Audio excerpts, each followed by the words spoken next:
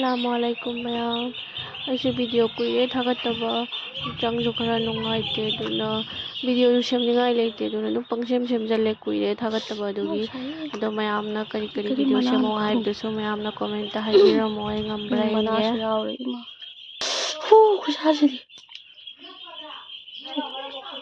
sine khogi lamang khamana khogi mapalwada ngawraga chabe yabda aduduni sise ꯑꯗꯨꯒ ꯃꯌꯥꯝꯁꯤꯒꯤꯁꯤꯅ ꯃꯅꯥ ꯃꯁꯤꯡ ꯑꯈꯥꯕ ꯐꯨꯠꯄꯅꯤ ꯅꯤꯝ ꯃꯅꯥ ꯑꯗꯩꯗꯤ ꯂꯃꯥꯡꯈꯥ ꯃꯅꯥꯁꯤꯡꯗꯣ ꯑꯇꯩꯁꯨ ꯀꯔꯤ ꯀꯩꯅꯣ ꯌꯥꯎꯔꯤ ꯑꯩꯈꯣꯏꯒꯤ ꯍꯛꯆꯥꯡ ꯊꯤꯟꯗꯣꯛꯄ ꯅꯥꯊꯕꯗꯣ ꯁꯤꯒꯤꯁꯦ ꯁꯧꯍꯜꯂꯒ ꯁꯥꯅ ꯁꯥꯅ ꯇꯧꯔꯒ ꯍꯩꯊꯕꯗꯣ ꯍꯛꯆꯥꯡ ꯅꯨꯡꯉꯥꯏꯕꯅꯤ ꯈꯪꯌꯥꯡ ꯌꯥꯡꯉꯒ ꯑꯩꯒꯤꯁꯨ ꯏꯃꯥꯅ ꯂꯣꯜꯂꯒ ꯄꯤꯔꯝꯃꯦ ꯑꯈꯥꯕ ꯃꯅꯥꯁꯤꯡꯗꯣ ꯑꯗꯨꯒꯤꯗꯨꯅꯦꯕ ꯑꯗꯨꯒ ꯃꯌꯥꯝꯁꯨ ꯇ꯭ꯔꯥꯏ ꯇꯧꯔ ꯌꯦꯡꯕꯤꯌꯨ ꯁꯥꯊꯤꯅ ꯅꯨꯡꯉꯥꯏꯕꯅꯤ ꯆꯥꯕ꯭ꯔꯣꯃ ꯆꯥꯝꯊꯣꯛꯑ ꯐꯧꯗꯣꯛꯑꯦ ꯊꯝꯃꯤꯅꯦ ꯀꯩ ꯊꯛꯏꯃꯣ ꯁꯪꯒꯣꯝ ꯍꯥꯏꯔꯝꯃꯦ ꯍꯧꯖꯤꯛꯐꯥꯎ ꯁꯪꯒꯣꯝ ꯍꯥꯏꯕ ꯍꯩꯇꯩꯁꯦ ꯀꯔꯤꯒꯤꯅꯣ ꯃꯅꯥꯇꯣꯟꯒꯤꯗꯤ ꯁꯤ ꯀꯔꯤꯅꯣ ꯁꯪꯒꯣꯝ ꯍꯥꯏꯌꯨ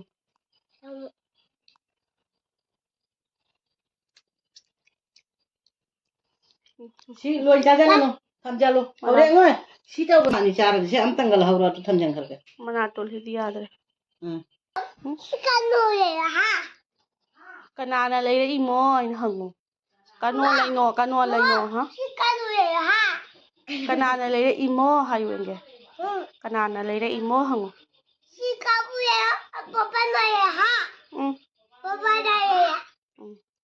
ꯄꯥꯂꯩ ꯑꯗꯨꯅꯦ ꯂꯩ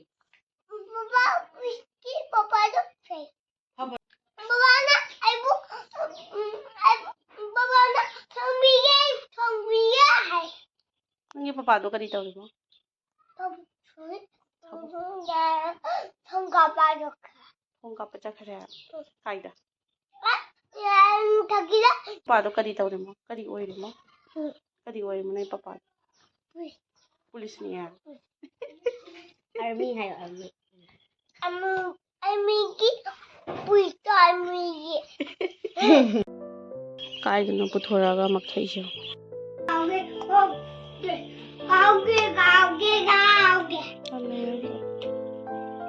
ꯁꯤ ꯀꯅꯥ ꯀꯅꯥꯒꯤ ꯇꯟꯅꯣ ꯑꯩꯒꯤꯗꯤ ꯁꯤ ꯀꯔꯤ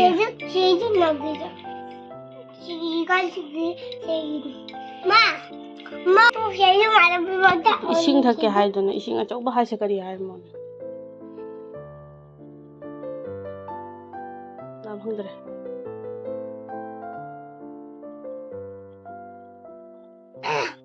꼴로 하이 마시 꼴로 짜도 자자 아체 꼴로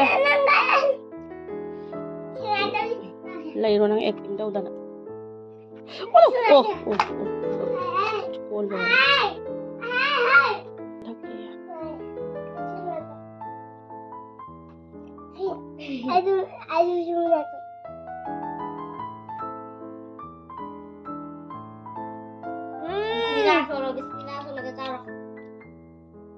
ꯁꯤꯅ ꯍꯥꯏꯔꯦꯗꯣꯏꯅꯦ ꯊꯝꯕ ꯌꯥꯕꯣꯟꯗꯦ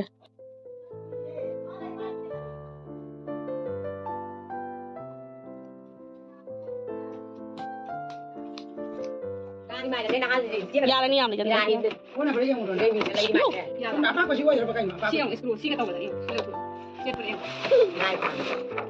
swine da yam pa jali manang han check tawge hare koin to jali so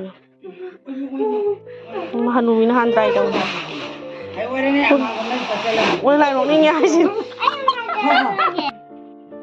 ki hal ni mo ya makuto tek thagi ni ba ya chum hallu oi 하나 밤가다봐 마탁도다 하나 밤 난 타기니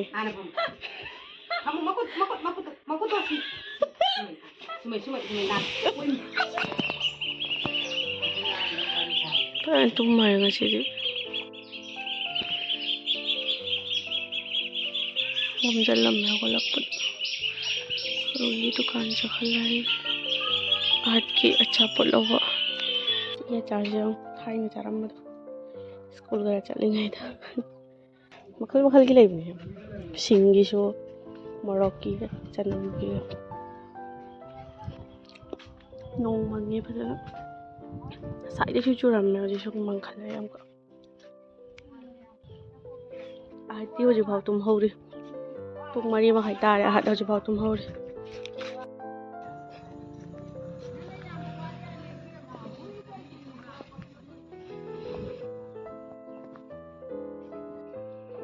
ꯑꯗꯨ ꯀꯩꯅꯣ ꯆꯤꯆꯦꯒꯤ ꯕꯣꯟ ꯕꯤꯇꯥꯅꯤ ꯊꯝꯃꯔ ꯑꯗꯨ ꯆꯤꯆꯦꯒꯤꯅꯤ ꯊꯝꯃꯣ ꯌꯥꯏ ꯅꯪ ꯆꯥꯔꯣꯏ ꯕꯦꯀꯥꯔꯤ ꯅꯪ ꯆꯥꯔꯣꯏ ꯆꯤꯆꯦꯒꯤꯅꯤ ꯇꯧꯒꯅꯨ ꯃꯥꯡꯍꯟꯒꯅꯨ ꯆꯤꯆꯦꯒꯤꯅꯦ ꯕꯣꯟ ꯕꯤꯇꯥ ꯀꯇꯧ ꯂꯥꯎꯏꯅꯦ ꯌꯥꯔꯦ ꯆꯥꯕ ꯐꯪꯗꯦ ꯁꯤ ꯈꯥꯂꯤ ꯆꯥꯕ ꯐꯪꯗꯦ ꯂꯥꯛꯁꯜꯂꯁꯦ ꯆꯤꯆꯦꯒ ꯅꯪꯒ ꯅꯃꯥꯁꯟꯗꯣꯗꯅ ꯌꯥ ꯂꯥꯎꯈ꯭ꯔꯕ ꯄꯝꯕ ꯌꯥꯔꯣꯏ ꯃꯈꯣꯡꯅ ꯆꯠꯂꯨ ꯀꯔꯥꯏ ꯁꯦꯟꯗꯜ ꯑꯍꯠꯀꯤ ꯁꯦꯟꯗꯜ ꯁꯤꯔꯛꯎꯅ ꯍꯥꯏ ꯇꯨꯁꯤꯔꯦ ꯃꯥꯅ ꯈꯣꯠꯆꯜꯂꯤꯅꯦ ꯍꯧꯖꯤꯛ ꯇꯧꯔꯤꯁꯦ ꯅꯪꯒꯤ ꯀꯔꯤ ꯂꯥꯛꯏꯃꯣ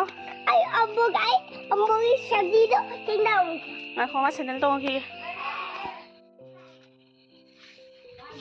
이번 까지 놀러 보자 리세. 아기 사케. 까이덕이노? 아마나 아기 또야. 먹고 빠지. 뽕 따레 해래 그거 허직다. 라이 놈당다. 또게 비도 가비고.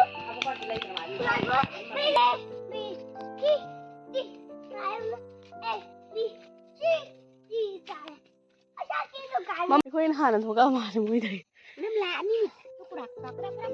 ꯃꯝꯃꯦ ꯑꯩꯈꯣꯏ ꯃꯄꯥꯒꯤ ꯂꯥꯏ ꯊꯥꯜꯂꯣꯏꯅ ꯉꯥꯜꯂꯦꯗ ꯂꯥꯛꯈꯤꯗ꯭ꯔꯦ ꯑꯩꯈꯣꯏꯅ ꯍꯥꯟꯅ ꯊꯨꯡꯉꯔꯦ ꯃꯣꯏꯗ ꯍꯔꯥꯎꯃꯟꯅ ꯊꯣꯔꯛꯄꯗ ꯑꯃꯗꯤ ꯂꯥꯛꯑꯦ ꯁꯤ ꯒꯥꯔꯤꯁꯦ ꯃꯥꯜꯂꯦ ꯄꯣꯠꯇꯣ ꯆꯥꯎꯏꯗꯅ ꯑꯗꯣ ꯅꯪ ꯒꯥꯔꯤ ꯑꯆꯧꯕꯗ ꯊꯤꯜꯂꯤꯗꯅ ꯁꯤ ꯒꯥꯔꯤꯁꯤꯗ ꯑꯣꯏꯅ ꯂꯥꯛꯑꯦ ꯊꯣꯛꯅ ꯆꯥꯎꯔꯕ ꯒꯥꯔꯤꯁꯤꯗ ꯄꯨꯔꯛꯏꯖꯥꯠꯅꯤ ꯑꯩꯁ ꯃꯥ ꯒꯥꯔꯤ ꯃꯅꯨꯡꯁꯤꯗ ꯑꯍꯠꯀꯤ ꯈꯛꯇꯅꯤ ꯌꯥꯎꯔꯤꯁꯦ ꯈꯛꯀꯦ ꯑꯁꯤ ꯑꯝꯇ ꯂꯧꯊꯔꯣꯗꯣ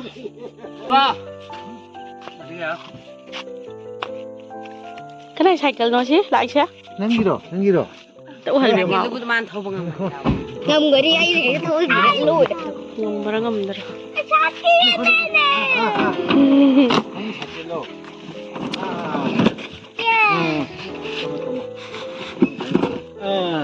खाई तब तारकन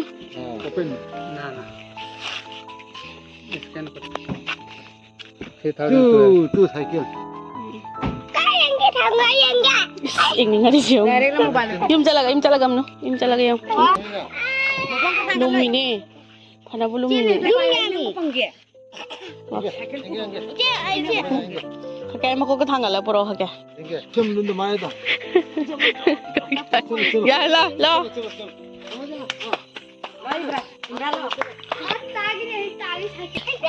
많이 लेके साइकिल बोए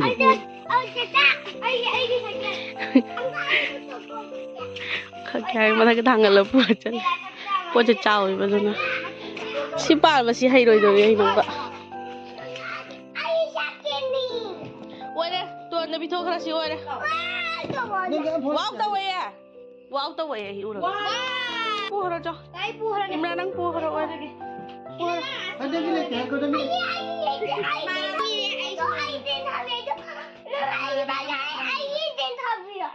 तेरा हॉस्पिटल है वल इश कायदन लो है नि यार दसी तरा बदो सादा इन लई रि दसी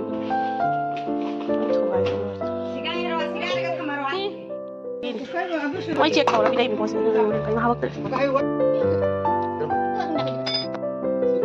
ये हिन को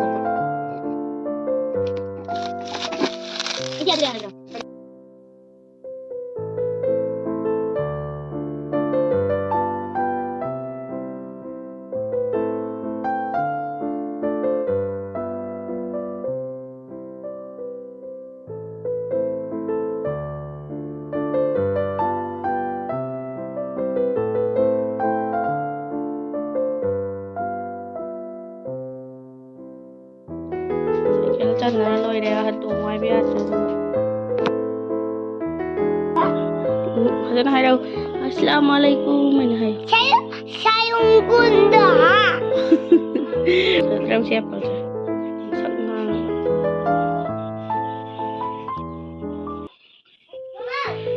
pala coba cawa biar ada si macam dah cara ha coba pala nak mun mun lau tu cawa biar Ayah anak apa?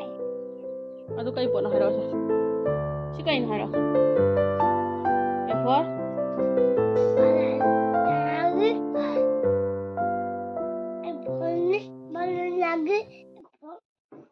Cai Jani, solo kau berarti. For apple na tro. Banana. For kai no. Pajak. Maya mai khoi si ta umur palis yang. Papi si sukta pi itu ko pali ko mayam siya. Nganu na hiya imi mi si. Nganu na chiktan toro mi yung slay back tayo si. Nganu na chiya ka tayo lang mi hiya ki toro. Sida su chik thalam siya. Si nganu si umurok chabra ba. Sida su chik thalam eh. Ito su pala.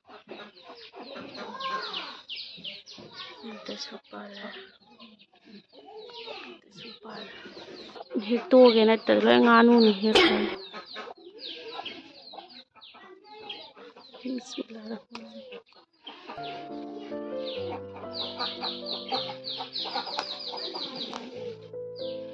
Nganu na umurok chabay si masit tan ni.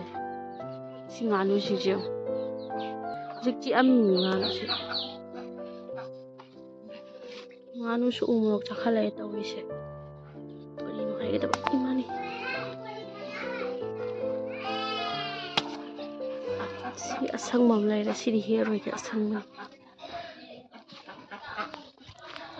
Pambi si sukta pi ami do palo ngam sa. Sukta pi ka pambi sa do palo si kay no. Mga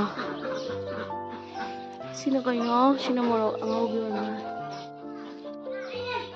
Ngalo na chawe mo hot ekhoy na chaho na phai thana. To hek to e.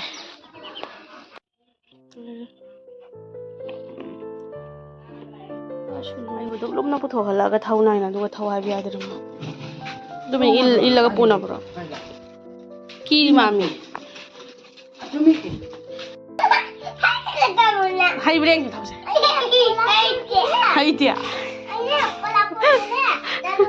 Thau ra. Thau ra la ne ma. Ne lu ma khong ne lu. Ma khong ma ne lo. Mama. Nang ka digi putho khalai mo dudi. Ai bu ka digi putho khalai dudi. Hayo na. Thang ka put no.